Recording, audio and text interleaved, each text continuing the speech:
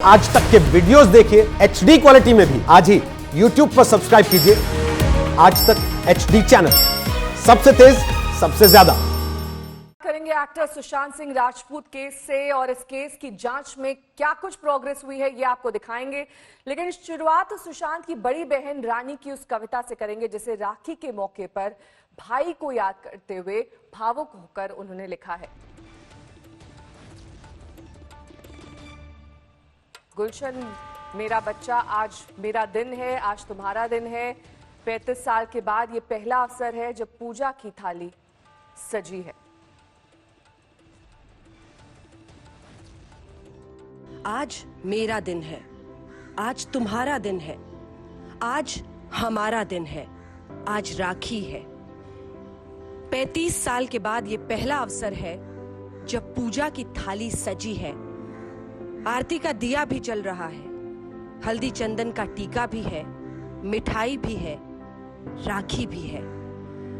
बस वो चेहरा नहीं है जिसकी आरती उतार सकूं, वो ललाट नहीं है जिस पर टीका सजा सकूं, वो कलाई नहीं जिस पर राखी बांध सकूं, वो मुंह नहीं जिसे मीठा कर सकूं, वो माथा नहीं जिसे चूम सकूं, वो भाई नहीं जिसे गले लगा सकूं। वर्षों पहले जब तुम आए थे तो जीवन जगमग हो उठा था, जब थे तो उजाला ही उजाला था। अब जब तुम नहीं हो तो मुझे समझ नहीं आता कि करूं क्या। तुम्हारे बगैर मुझे जीना नहीं आता। कभी सोचा नहीं कि ऐसा भी होगा, ये दिन भी होगा जब तुम नहीं होगे। ढेर सारी चीजें हमने साथ साथ सीखी, तुम्हारे बिना रहना मैं अकेले कैसे सीखूं। तुम ही कहो, हमेशा तुम्हारी रानी दीदी।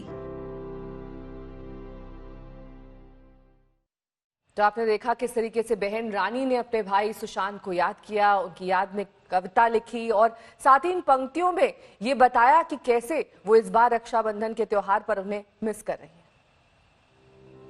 आज मेरा दिन है, आज तुम्हारा दिन है, आज हमारा दिन है, आज राखी है।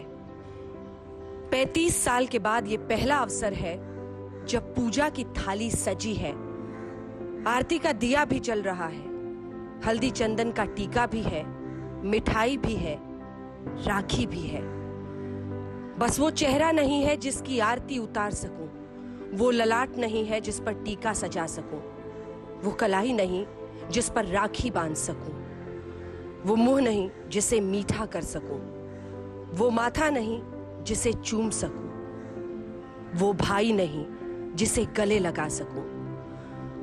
वर्षों पहले जब तुम आए थे तो जीवन जगमग हो उठा था, जब थे तो उजाला ही उजाला था। अब जब तुम नहीं हो तो मुझे समझ नहीं आता कि करूं क्या। तुम्हारे बगैर मुझे जीना नहीं आता। कभी सोचा नहीं कि ऐसा भी होगा, ये दिन भी होगा जब तुम नहीं होगे। ढेर सारी चीजें हमने साथ साथ सीखी, तुम्हारे बिना रहना मैं अकेले कैसे सीखूं। तुम ही कहो, हमेशा तुम्हारी रानी दीदी। मेरी वरिष्ठ सहयोगी अंजना ओम कश्यप इस वक्त हमारे साथ जुड़ गई हैं। अंजना, जब इस कविता को पढ़ते हैं तो बरबस एहसास ये होता है कि एक बहन का दर्द क्या है और रोंगटे से खड़े हो जाते हैं। हर एक शब्द में इतना कुछ कहा गया है, मतलब कम शब्दों में ये कहें कि एक बहन अपने भाई को मिस कर रही है और उसको दर्द बयां करने के लिए शब्द भी कम पड़ रहे हैं। बिल्कुल नेहा, आप सोचिए वो सेंस ऑफ क्लोजर जिसका इंतजार एक फैन कर रहा है, जिसने शायद सिर्फ बड़े पर्दे पर सुशांत सिंह राजपूत के मुस्कुराते हुए चेहरे को देखा। उस परिवार के बारे में सोचिए जहां पर बहन ने लगभग मां की भूमिका निभाई, तभी वो लिख रही हैं मेरे बच्चे गुलशन। गुलशन उन्हें घर में बुलाया जाता था सुशांत सिंह राजपूत को। जबरदस्त प्यार छलकता है एक एक सेंटेंस में और पूरा परिवार बहुत ज्यादा उन्हें मिस कर रहा है। आप अंदाजा लगाइए कि किस तरह से वो जब ये सेंस ऑफ क्लोजर चाहता है परिवार, फैंस देख रहे हैं कि एक दिन इन्वेस्टिगेशन वहां पर है, एक दिन इन्वेस्टिगेशन कहां पर पहुंची है, तो पूरे परिवार में उसको लेकर जो एक उत्सुकता है कि सच्चाई क्यों नहीं आ रही है, क्योंकि उनके लिए तो यकीन करना ही इम्पॉसिबल है, नामुमकिन है कि सुशांत ने सुसाइड किया होगा। इसलिए वो यही कहते हैं कि अगर सुसाइड भी है तो सच तो सामने आए कि आखिर क्या परिस्थितियां ऐसी बनी जिसकी वजह से उसने ये कदम कराया, और अगर कोई फाउल प्ले है, गलत चीज है, तो वो सामने आए। वो सेंस ऑफ क्लोजर जो एक परिवार को नहीं मिल रहा है, उसी की वजह से ये तड़प है एक बहन की। और राखी, आप सोचिए इतना करीब होकर अब राखी आया है, तो जो दोनों बहनें बहुत ही अटैच थी, उनका पूरा जो प्यार, जो संसार था, वो सुशांत सिंह राजपूत उसकी कामयाबी के इर्द गिर्द था। परिवार को एहसास था। और ये रानी दी जो है, वो तो जो मीतू दी भी जब मौत की खबर आई तो सबसे पहले यही वहां पर पहुंची थी, क्योंकि इंडिया में ही ये रहती है। दूसरी बहन श्वेता अमेरिका में थी उस वक्त, तो ये बहन सबसे पहले पहुंची थी। और ये इन्हीं बहन ने सब कुछ अपनी आंखों से देखा था। उस रूम तक वो गई थी, उस घर में वो गई थी जहां पर सुशांत ने सुसाइड किया था। और ये भी एक जानकारी है कि उनकी मृत्यु के 2 दिन पहले भी किसी तरह से जुगत लगाकर ये उनसे मिल पाई थी। इन सब ने बताया है। अंकिता लोखंडे ने मुझे बताया कि उनके पिता ने भी फोन किया था अंकिता को कि मेरी एक बार सुशांत से बात करा, तो बात नहीं हो पा रही थी फैमिली की। तो ये इनके लिए बहुत। जो दूसरी बहन है वो भी बता रही है कि 1 साल के बाद मई के महीने में एक बार मेरी थोड़ी उससे देर बात हो पाई। बहन भी चाहकर भी नहीं मिल पा रही थी। तो ये बहुत सारे ऐसे सर्कमस्टांसेस थे जिनको लेकर परिवार में बहुत ज्यादा एक तरह से एक तड़प है कि सच तो पता चले, और वो इंसाफ, वो सेंस ऑफ क्लोजर अपने भाई की मौत के बाद भी नहीं मिल पा रहा है, जिसकी वजह से शायद इतना दर्द हम देख रहे हैं। बहुत बहुत शुक्रिया अंजना हमारे साथ जुड़ने के लिए और ये बताने के लिए कि किस तरीके से रक्षाबंधन के मौके पर इकलौते भाई को 4 बहनें याद कर रही हैं, और ये दर्द इस कविता में भी बयां होता है। बहरहाल बात अब सुशांत केस की जांच की करेंगे। कल मुंबई में से लेकर एक हाई वोल्टेज ड्रामा हुआ। बिहार से जांच के लिए कल मुंबई पहुंचे पटना के एसपी सिटी। रात 11 बजे बीएमसी में 14 दिन के लिए क्वारंटीन पर भेज दिए गए। सरकारी ड्यूटी पर गए एक पुलिस अफसर के साथ बीएमसी के इस बर्ताव पर सवाल उठ रहे हैं, और ये ठप्पा उनके हाथ पर देखा जा सकता है जो कि क्वारंटीन करने पर लगाया जाता है। ऐसे में जो तमाम आरोप मुंबई पुलिस पर भी लग रहे हैं कि वो सहयोग नहीं कर रहे हैं जांच में पटना पुलिस के साथ, जो पहले इन्वेस्टिगेशन मुंबई पुलिस ने की थी वो कहीं ना कहीं साझा नहीं की जा रही है। और ये देखिए क्वारंटीन का ये निशान पटना पुलिस के एक अफसर पर 14 दिन के लिए बीएमसी ने इन्हें क्वारंटीन पर भेज दिया है। ये दरअसल बिहार के डीजीपी हैं। पटना के सिटी एसपी विनय तिवारी मुंबई आए सुशांत सिंह राजपूत के मामले की जांच करने के लिए, और उन्हें क्वारंटाइन कर दिया गया, मुहर लगा दिया गया है। हमारे साथ विनय तिवारी जी, क्या हुआ सर आपके साथ? जो प्रोसीजर है बताया गया मुझे बीएमसी ऑफिसर्स के द्वारा कि यहाँ होम क्वारंटाइन का एक प्रोसीजर है, तो उसकी मोहर लगाई गई है, होम क्वारंटाइन किया गया है। तो नहीं, तो मैं आया था एयरपोर्ट पर, तो सरकारी दौरे पे हैं और एक जांच के लिए आए हैं, पूरा देश जानता है इस बात को, और आप अपने सर्टिफिकेट लेके आया हुआ था, तो क्यों फिर किया गया? मैं अपने सीनियर ऑफिसर्स के आदेश के आलोक में आया हूँ। मुझे ऑर्डर दिया गया थाने का, तो मैं आया हूँ, और एयरपोर्ट पर मुझे ऐसा कोई आदेश नहीं मिला, तो मैं आने के पश्चात, गेस्ट हाउस में आने के पश्चात अपना काम शुरू कर दिया था। मैं काम शुरू करने के पश्चात मुझे बीएमसी ऑफिसर्स का फ़ोन आता है, और उन्होंने बताया कि प्रोसीजर है, तो सरकार का आदेश है, तो हम वो फॉलो कर रहे हैं। उसी के क्रम में होम क्वारंटाइन किया गया। क्या बोला कि आप मतलब 14 दिन तक आप बाहर नहीं निकल सकते? उन्होंने गवर्नमेंट का ऑर्डर दिखाया, उसके आलोक में ये मोहर लगाई है, होम क्वारंटाइन। तो यानी कि 14 दिनों तक ये बाहर नहीं निकल सकते हैं, और ऐसे में एक जांच चल रही है खासतौर पर मुंबई में सुशांत सिंह राजपूत के मामले को लेकर।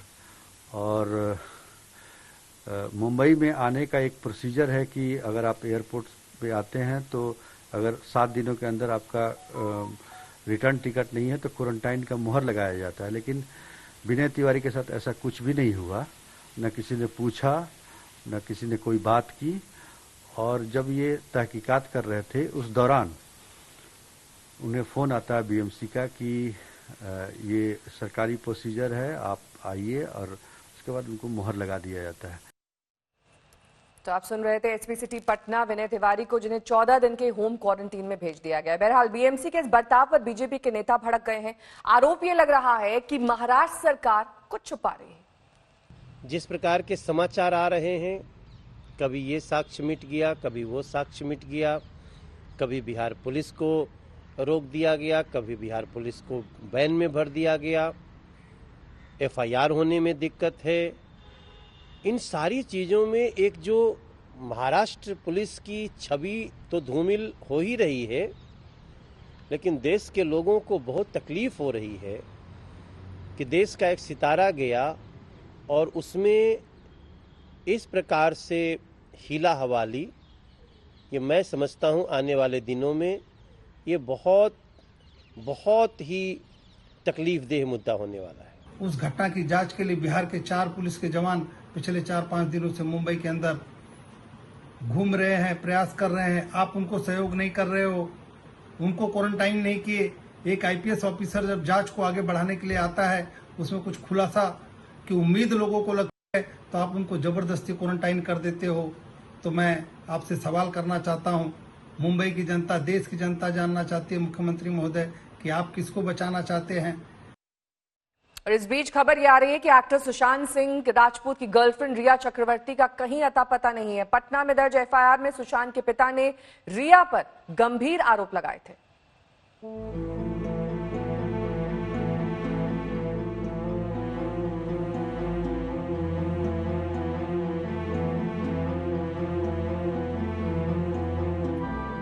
सुशांत केस की सबसे बड़ी आरोपी रिया चक्रवर्ती बिहार पुलिस की पहुंच से बाहर है। पिछले कुछ दिनों से वो और उसका भाई शौविक अपने फ्लैट पर नहीं है और उसकी तस्दीक आज तक ने भी कर ली है। हम रिया चक्रवर्ती की बिल्डिंग के बाहर खड़े हैं। वो इस बिल्डिंग के फर्स्ट माले पर रहती हैं, लेकिन सिक्योरिटी गार्ड का कहना है कि पिछले 5-6 दिनों से उन्होंने भी रिया चक्रवर्ती को नहीं देखा है और उनके साथ उनके भाई शौविक भी रहते थे। अब वो दोनों कहाँ हैं और किस वक्त है, इसके बारे में जानकारी हमें भी अब तक मालूम नहीं हो पाई।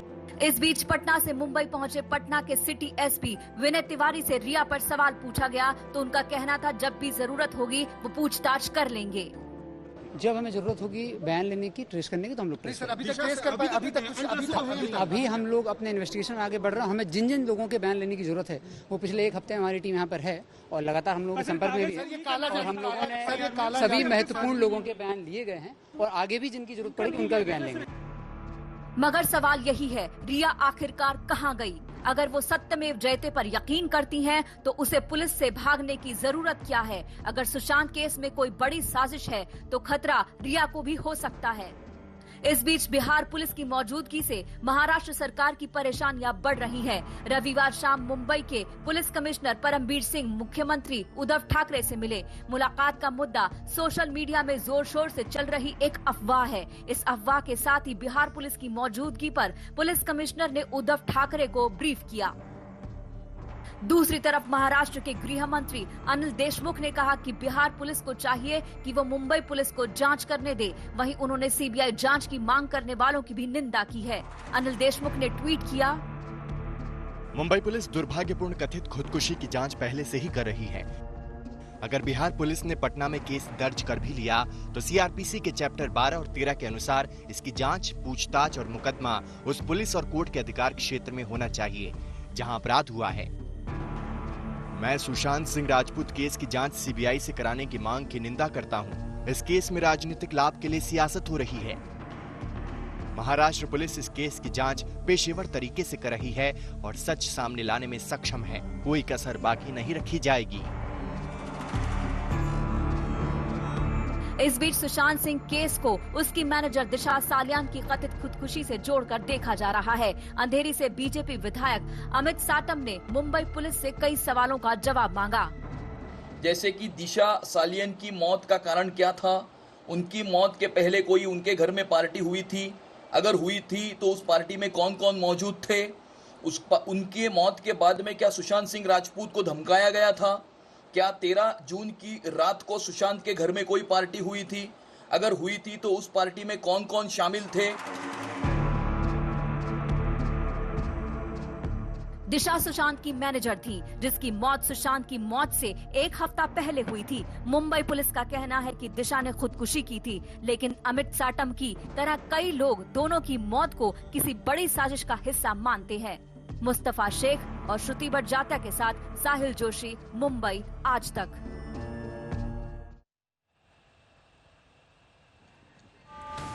एसपी सिटी पटना, जिनके हाथ पर ये क्वारंटीन का ठप्पा देखा जा सकता है। इन्होंने बताया कि बीएमसी ने ठप्पा लगाया, 14 दिन क्वारंटीन में अब ये रहेंगे, होम क्वारंटीन होगा। इसी वजह से अब ये जांच में सहयोग इस दौरान नहीं कर पाएंगे। हालांकि इस पूरे मामले पर अब महाराष्ट्र सरकार निशाने पर है। बीजेपी लगातार ये कह रही है कि मुंबई पुलिस की ओर से सहयोग नहीं किया जा रहा है। पंकज उपाध्याय हमारे संवाददाता इस वक्त तमाम जानकारी के साथ हमारे साथ जुड़े हैं। पंकज, लगातार ये मांग उठ रही है कि क्यों नहीं जांच सीबीआई के सुपुर्द कर दी जाती है, लेकिन महाराष्ट्र सरकार पहले इनकार कर चुकी है। अब ये होम क्वारंटीन का ठप्पा देखकर तो ऐसे ही लग रहा है कि एक अफसर को आप किनारे करना चाहते हैं, 14 दिन वो जांच में सहयोग ही ना कर पाए।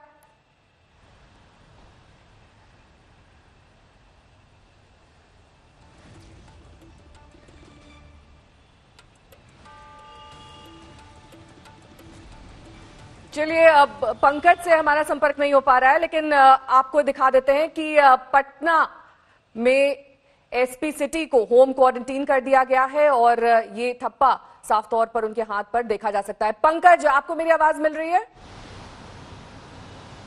पंकज, क्या अपडेट, क्या जानकारी? बिल्कुल नया। देखिए, बीएमसी की तरफ से अभी भी कोई भी बयान नहीं आया है। अब आलम यह है कि बीएमसी के अधिकारी फोन तक नहीं उठा रहे हैं, ना ही पीआरओ फोन उठा रहे हैं। पिछली रात से हम कोशिश कर रहे हैं कि बीएमसी से पूछा जाए कि आखिर क्या हो रहा है, आखिर किन कारणों से इस सीनियर आईपीएस ऑफिशियल को क्वारंटीन दिया गया। क्योंकि अगर प्रोटोकॉल की बात करी जाए तो मैं खुद मौजूद था एयरपोर्ट पे कल 3:30 बजे के आसपास, जब विनय तिवारी मुंबई पहुंचे थे। तब वहां पर ना तो हमें कोई बीएमसी के अधिकारी कर्मचारी, ना ही मुंबई पुलिस के कर्मचारी अधिकारी कुछ वहां पर नजर आए। करीब आधे घंटे तक विनय तिवारी ने हम सब लोगों से बातचीत करी है, स्टेटमेंट्स वगैरह भी दिए हैं। अगर इस तरीके का कोई खतरा था, अगर वो सिम्टोमेटिक थे, अगर उनमें कुछ बीमारी के लक्षण नजर आ रहे थे, या फिर प्रोटोकॉल का पालन किया जा रहा था जो कहता है कि जो भी फ्लायर्स आता है उसको कम से कम 14 दिन का क्वारंटीन दिया जाए, तो ऐसा कुछ भी नहीं हुआ। देर रात करीब 11 बजे बीएमसी हरकत में आता है, तो ऐसा क्यों किया गया? अब दूसरा सवाल यह है कि बिहार पुलिस की 2 टीम पहले से ही यहाँ पर कैंपिंग कर रही है पिछले बुधवार से। वो तो शहर के अलग अलग हिस्सों में जा रही हैं, तो उन्हें क्वारंटीन क्यों नहीं किया गया? क्या कुछ ऐसी बातें हैं जो हमें नहीं बताई गई हैं? क्या सही में प्रोटोकॉल का पालन किया जा रहा है? अब क्योंकि आईपीएस ऑफिशियल खुद कह रहे हैं, उन्हें ये कारण दिया गया है कि ये प्रोटोकॉल है, ये सरकारी प्रोटोकॉल है, तो फिर जो 2 टीम पहले यहाँ पर पहले से ही मौजूद हैं, उन्हें क्वारंटीन में क्यों नहीं डाला गया? तो ये कुछ सवाल हैं जिनका जवाब चाह रहे हैं बीएमसी की तरफ से। बहुत बहुत शुक्रिया, जानकारी के साथ हमारे साथ जुड़ गए हैं शिवेंद्र। ये तो हम सभी जानते हैं कि अगर कोरोना का संक्रमण नहीं होता तो और ज्यादा भव्य तैयारियां होती, लेकिन किस तरीके से इसको ध्यान में रखते हुए वहां पर तैयारियां इस वक्त की जा रही हैं? क्योंकि आज खुद मुख्यमंत्री वहां पर पहुंचने वाले हैं, तैयारियों का जायजा लेने वाले हैं। एक जगह पर ज्यादा लोग ना इकट्ठा हों, इसके लिए क्या इंतजाम है?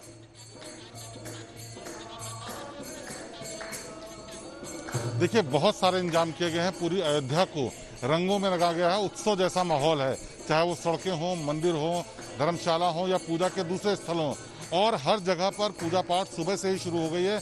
हम आपको कार्यशाला की वो जगह दिखाते हैं जहां पर इस वक्त पूजा चल रही है। कार्यशाला वही है जहां सालों साल, करीब 29 साल से यहाँ पर पत्थरों को तराशने का काम हो रहा है, और उसके भीतर जो राम जानकी का मंदिर है उसके अंदर पूजा हो रही है, बाकायदा पुजारी, और यहाँ पर राम नाम की जो धुन है वो सुन सकते होंगे आप, वो भी लगातार यहाँ पर चल रही है। इसके अलावा यही नज़ारा, यही माहौल यहाँ के हर मंदिर का है जिससे भव्यता को बढ़ाया जा सके। जो मुख्य पूजा है वो राम जन्मभूमि के भीतर गणेश लक्ष्मी की आज पहले दिन पूजा हो रही है।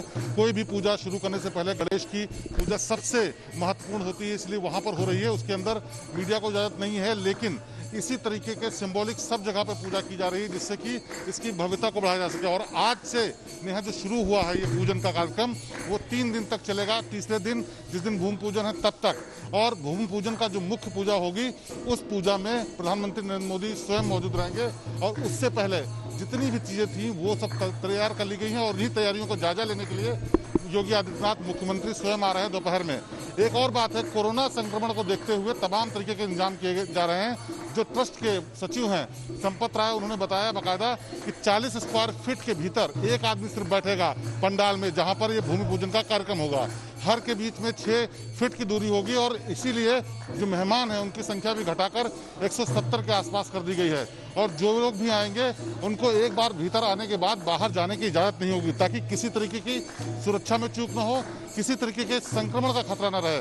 तो हर तरीके से कोशिश ये की जा रही है कि किसी भी हालत में यहाँ पर कोई खतरा न पैदा होने पाए, न सुरक्षा को न कोरोना को लेकर के। ठीक है शिवेंद्र, बहुत बहुत शुक्रिया इस तमाम जानकारी के लिए आपका। शिवेंद्र श्रीवास्तव अयोध्या से ही हमें जानकारी दे रहे थे किस तरीके से वहां पर तैयारियां की जा रही हैं भूमि पूजन को लेकर। बहरहाल अब बात पंजाब में पसरे शोक और मातम की करेंगे, जहां पर जहरीली शराब ने पंजाब में 98 लोगों की जान ले ली। इस केस में अब तक 13 अफसर सस्पेंड हो चुके हैं, 25 से ज्यादा लोगों की गिरफ्तारी हुई है।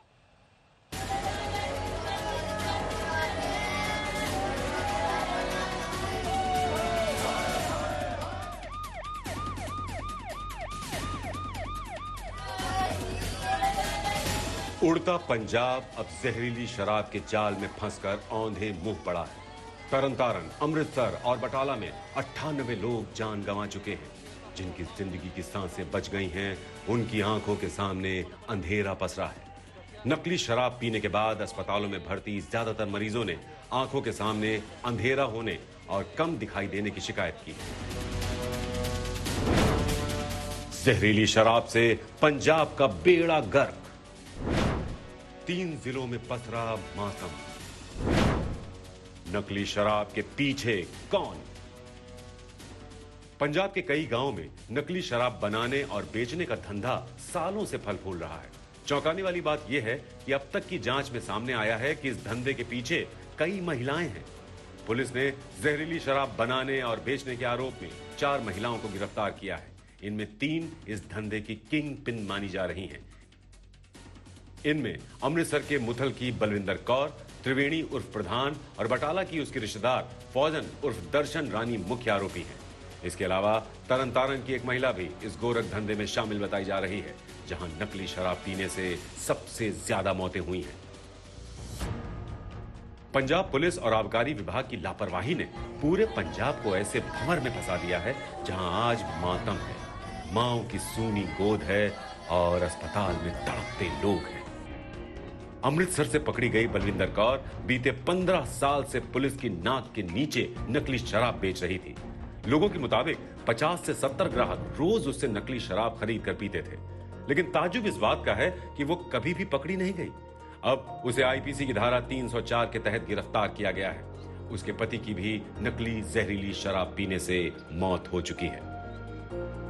लेकिन जरा सोचिए कि कोई महिला 15 साल तक 10 से 20 रुपए में नकली शराब बेचती रहे और पुलिस को भनक तक न लगे। ऐसा कैसे हो सकता है? अब इतनी मौतों के बाद पंजाब पुलिस नींद से जागी है।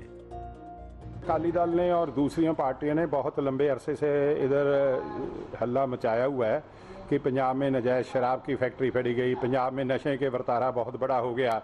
और ये तो अब कमाल ही हो गया कि जो नजायज शराब, जो गलत ढंग से बनी हुई शराब, वो खुली आम बिक रही थी। और लोग आप टीवी पर बोल रहे हैं रोज़ कि उन्होंने समय समय पर पुलिस के ये नोटिस में लाया कि इधर नजायज शराब की तस्करी हो रही है, और उसके बावजूद भी जो नहीं किया है।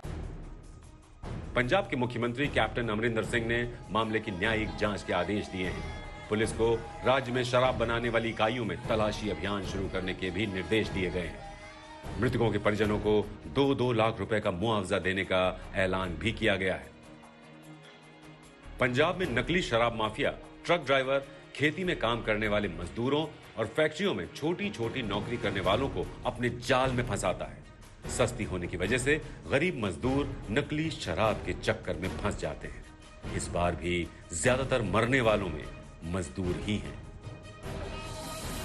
मंजीत सहगल, चंडीगढ़, आज तक। कोरोना की अब बात करेंगे, जिसकी एंट्री अब वीआईपी जोन में हो चुकी है। केंद्रीय गृह मंत्री अमित शाह कल कोरोना पॉजिटिव पाए गए थे। यही नहीं, कल ही कर्नाटक के सीएम येदियुरप्पा और यूपी बीजेपी के अध्यक्ष स्वतंत्र देव सिंह भी कोरोना पॉजिटिव पाए गए थे। कोरोना के शुरुआती लक्षण दिखने पर मैंने टेस्ट करवाया और रिपोर्ट पॉजिटिव आई है। मेरी तबीयत ठीक है, परंतु डॉक्टर्स की सलाह पर अस्पताल में भर्ती हो रहा हूँ। मेरा अनुरोध है कि आप में से जो लोग गत कुछ दिनों में मेरे संपर्क में आए हैं, कृपया स्वयं को आइसोलेट कर अपनी जांच करवाएं। रविवार की शाम 4:43 पर गृह मंत्री अमित शाह ने जैसे ही ये जानकारी दी, मानो भूचाल आ गया। भारत में कोरोना से लड़ाई के रणनीतिकार अमित शाह का कोरोना पॉजिटिव होना कोरोना की गंभीरता को फिर सामने रख गया। कोरोना पॉजिटिव पाए जाने के बाद अमित शाह गुरुग्राम के मेदांता अस्पताल में भर्ती हुए। वैसे तो उनकी तबीयत ठीक है, लेकिन डॉक्टर्स की सलाह के बाद अमित शाह ने अस्पताल में भर्ती होने का फैसला लिया। सूत्रों के मुताबिक अमित शाह पिछली कैबिनेट मीटिंग में शामिल हुए थे। मीटिंग में सोशल डिस्टेंसिंग का कड़ाई से पालन हुआ था। मीटिंग में शामिल होने वालों को मास्क पहनना भी जरूरी था। पिछले कुछ महीनों में प्रधानमंत्री के आवास पर कोरोना को लेकर कड़े प्रोटोकॉल हैं। तापमान परीक्षण और आरोग्य सेतु से परीक्षण के अलावा वहाँ की कारों से किसी को लाया या भेजा नहीं जाता। बताया जा रहा है कि अमित शाह को अयोध्या में भूमि पूजन के लिए भी न्योता दिया गया था। सूत्रों की तरफ से ये साफ हो चुका है कि वो उस कार्यक्रम में शामिल नहीं होंगे। अमित शाह के कोरोना पॉजिटिव पाए जाने की खबर मिलते ही उनके जल्द स्वस्थ होने की कामना के संदेशों की झड़ी लग गई। रक्षा मंत्री राजनाथ सिंह ने लिखा, अमित जी, हर चुनौती के सामने आपकी दृढ़ता और इच्छा शक्ति एक मिसाल रही है। कोरोना वायरस की इस बड़ी चुनौती पर भी आप निश्चित रूप से विजय प्राप्त करेंगे, ऐसा मेरा विश्वास है। आप जल्द से जल्द स्वस्थ हों, यही मेरी ईश्वर से प्रार्थना है। बीजेपी अध्यक्ष जेपी नड्डा ने ट्वीट किया, माननीय गृह मंत्री श्री अमित शाह जी के कोरोना संक्रमित होने का समाचार प्राप्त हुआ। मैं ईश्वर से उनके शीघ्र स्वास्थ्य लाभ की प्रार्थना करता हूँ। केंद्रीय मंत्री रविशंकर प्रसाद ने ट्वीट किया, अमित शाह जी, आप शीघ्र ही स्वस्थ होकर पुनः उसी ऊर्जा के साथ देश सेवा में लगे, ऐसी ईश्वर से प्रार्थना है। नितिन गडकरी ने लिखा, हम सभी आपके जल्द स्वस्थ होने की कामना करते हैं। बीजेपी शासित राज्यों के मुख्यमंत्रियों की ओर से भी गृह मंत्री को जल्द ठीक होने की शुभकामनाएं दी गई हैं। हम गुजरात की जनता की ओर से सभी गुजरात वासी ईश्वर से प्रार्थना करते हैं कि जल्दी से जल्दी वो कोरोना मुक्त हो जाए और उनका स्वास्थ्य जल्दी अच्छा हो जाए, ऐसी हम सब प्रार्थना कर रहे हैं और उम्मीद है कि जल्दी से जल्दी अमित भाई उसमें से मुक्त होकर बाहर आए। अमित शाह के जल्द ठीक होने की कामना के साथ ही पश्चिम बंगाल की मुख्यमंत्री ममता बनर्जी ने ट्वीट किया, अमित शाह जी कोरोना पॉजिटिव पाए जाने की खबर सुनी, उनके जल्द स्वस्थ होने की कामना करती हूँ, उनके और उनके परिवार के लिए दुआ करती हूँ। दिल्ली के मुख्यमंत्री अरविंद केजरीवाल और राजस्थान के मुख्यमंत्री अशोक गहलोत जैसे नेताओं ने भी अमित शाह को ठीक होने की शुभकामनाएं दी हैं। कांग्रेस नेता राहुल गांधी ने भी कहा है, अमित शाह को जल्द ठीक होने के लिए शुभकामनाएं। अमित शाह के कोरोना पॉजिटिव होने की खबर ऐसे समय में सामने आई है जब भारत में कोरोना के मामले 17 लाख के आंकड़े को पार कर चुके हैं। गुरुग्राम से सुशांत मेहरा के साथ हिमांशु मिश्रा, दिल्ली आज तक। तो एक तरफ जहां गृह मंत्री कोरोना पॉजिटिव होने के बाद अस्पताल में भर्ती हो गए हैं, वहीं मुंबई के नानावटी अस्पताल से भर्ती महानायक स्वस्थ होकर वापस घर लौट आए हैं। उनकी कोरोना रिपोर्ट नेगेटिव आने के बाद उन्हें अस्पताल से छुट्टी दे दी गई है। साथ हो जब अपने दुनिया को दिखा देंगे, हम मौत को जीने अंदाज दिखा देंगे।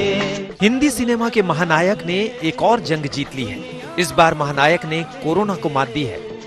उन्हें मुंबई के नानावटी अस्पताल से छुट्टी मिल गई है। अब अमिताभ बच्चन अपने घर में आराम करेंगे। बिग बी ने ट्विटर पर एक तस्वीर पोस्ट करते हुए इसकी जानकारी दी। उन्होंने लिखा कि ईश्वर की कृपा, माँ बाबूजी के आशीर्वाद और लाखों फैंस की दुआओं से अब वो स्वस्थ हैं। उन्होंने नानावटी अस्पताल के डॉक्टरों और नर्सों को उनकी बेहतरीन देखभाल के लिए भी धन्यवाद किया। अभिषेक बच्चन ने सबसे पहले अपने पिता के कोरोना नेगेटिव होने की खबर फैंस को ट्विटर के जरिए दी। उन्होंने ट्वीट में लिखा, मेरे पिता की कोरोना रिपोर्ट नेगेटिव आई है और उन्हें अस्पताल से डिस्चार्ज कर दिया गया है। आप सभी का शुक्रिया जिन्होंने उनके लिए दुआ मांगी थी। 11 जुलाई को अमिताभ बच्चन कोरोना पॉजिटिव हुए थे। उसी के बाद से मुंबई के नानावटी अस्पताल में वो भर्ती थे। हालांकि काफी दिन से अस्पताल में रहते हुए भी बिग बी सोशल मीडिया पर काफी सक्रिय थे। बिग बी के परिवार पर जुलाई में कोरोना का कहर टूटा था। उनके बेटे अभिषेक बच्चन भी कोरोना संक्रमित होने के बाद नानावटी अस्पताल में भर्ती हुए थे। वो अभी अस्पताल में ही रहेंगे। ऐश्वर्या राय और उनकी बेटी आराध्या बच्चन भी कोरोना संक्रमित हुई थी। हालांकि शुरुआत में उन्हें घर पर ही क्वारंटीन किया गया था, लेकिन बाद में लक्षण उभरने पर दोनों को नानावटी अस्पताल में भर्ती किया गया था, जहां से कुछ दिन पहले ही दोनों को छुट्टी मिल गई थी। पूरे देश में जिस तरह से बिग बी के बीमार होने पर दुआओं का दौर चला था, फैंस ने प्रार्थनाएं की थी, वो काम आई और अब महानायक बीमारी को हराकर फिर से घर लौट आए हैं। जाहिर है लाखों फैंस खुशी से गदगद हैं। साहिल जोशी, मुंबई, आज तक। देश में एक तरफ कोरोना की मार है तो वहीं दूसरी तरफ बाढ़ और बारिश से त्राहिमाम है। बिहार, असम बाढ़ग्रस्त है। राजस्थान और उत्तराखंड में भी मूसलाधार बारिश ने तबाही मचा दी है।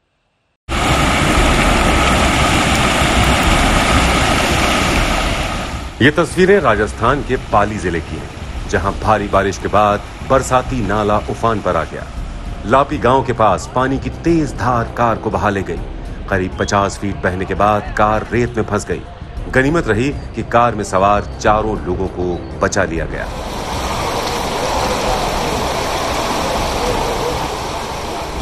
ये तस्वीरें जोधपुर की हैं, जहां मूसलाधार बारिश के बाद सड़क पर मानो नदी बहने लगी। पानी का बहाव इतना तेज था कि एक स्कूटी भी इसमें बहने लगी। कई लोगों ने दौड़कर स्कूटी सवार को बचाया। एक टैक्सी भी सड़क पर आए सैलाब में फंस गई। इसमें बैठी सवारियों को भी आसमानी आफत झेलनी पड़ी। विकासनगर में पहाड़ों से पत्थरों की बरसात हुई तो पिकअप वैन चकनाचूर हो गई।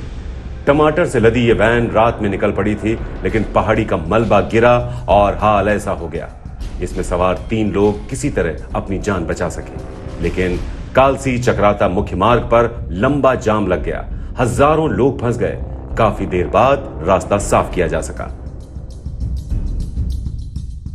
ये तस्वीरें चमोली की हैं, जहां बिजार गांव में मूसलाधार बारिश ने भारी तबाही मचाई।